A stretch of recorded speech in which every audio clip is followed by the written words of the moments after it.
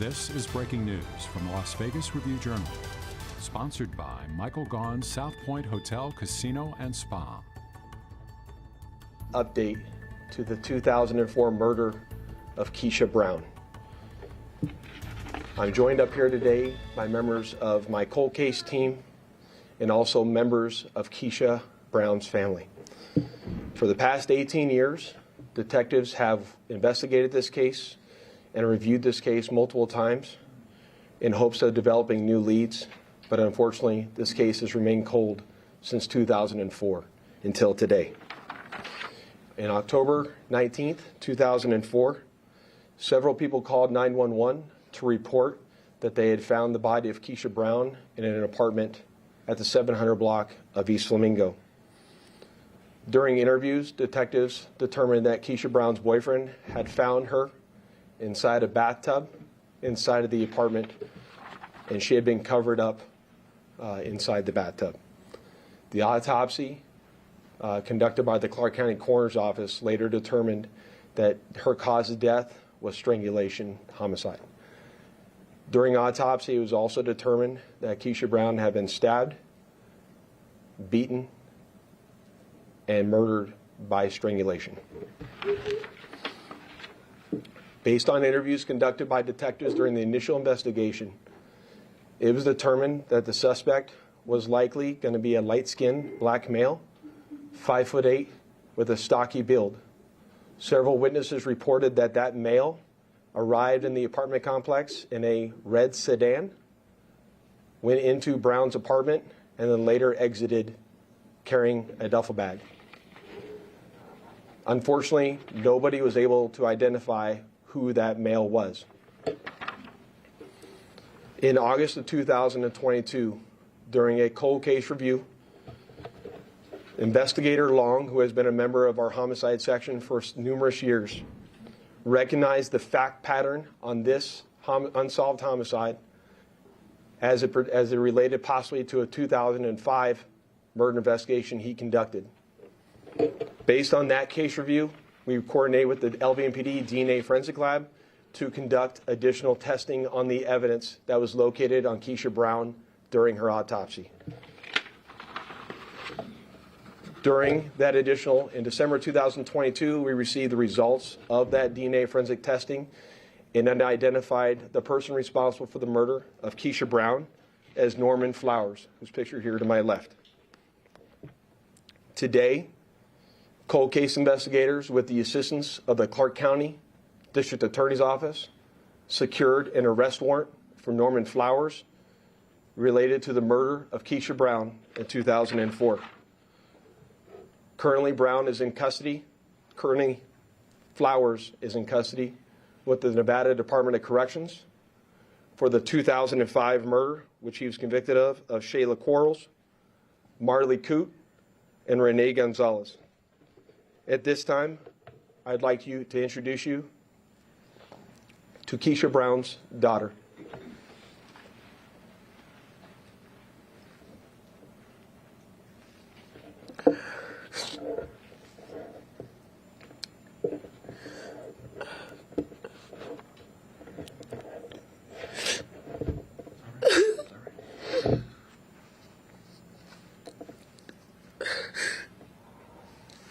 I just want to say thank you to the police department. I went this long without knowing anything that happened to my mom. No questions could be answered for me through anyone. So the fact that I'm getting to know this, I'm just so thankful for it. Thank you, Kalia.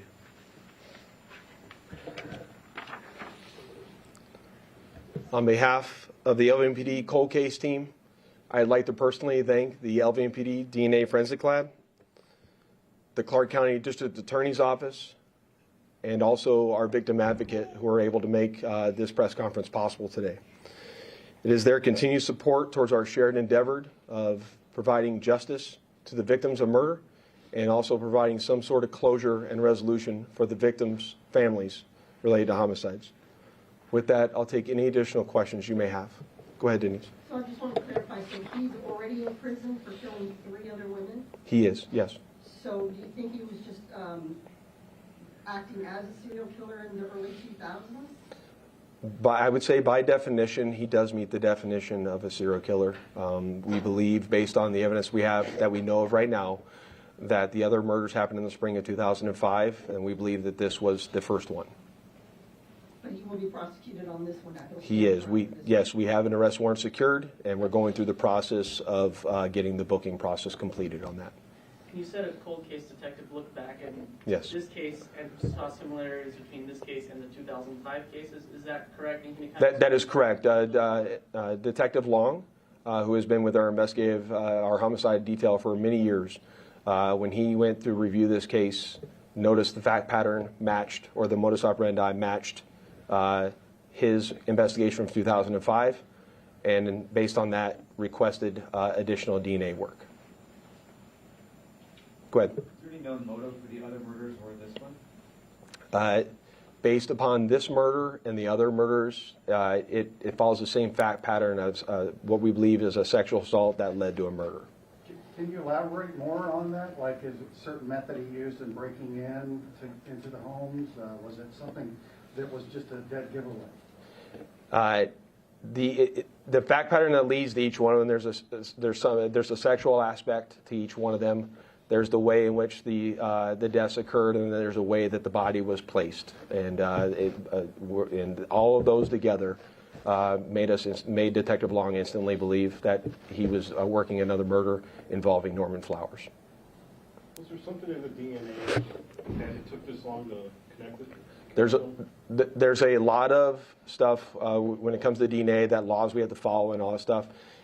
For this case, it required a direct comparison to a sample from Norman Flowers on this case.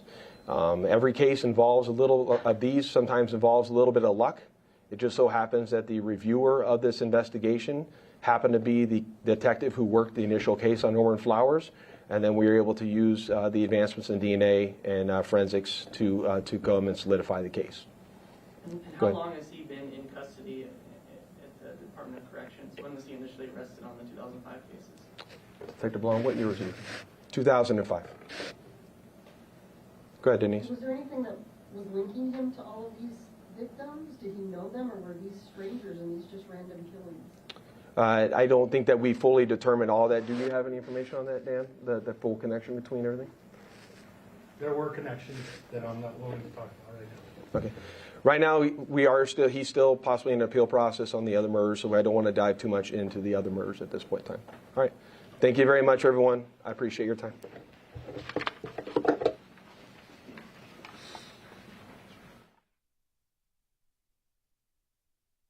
You've been watching breaking news from the Las Vegas Review-Journal, sponsored by Michael Gaughan's South Point Hotel, Casino, and Spa.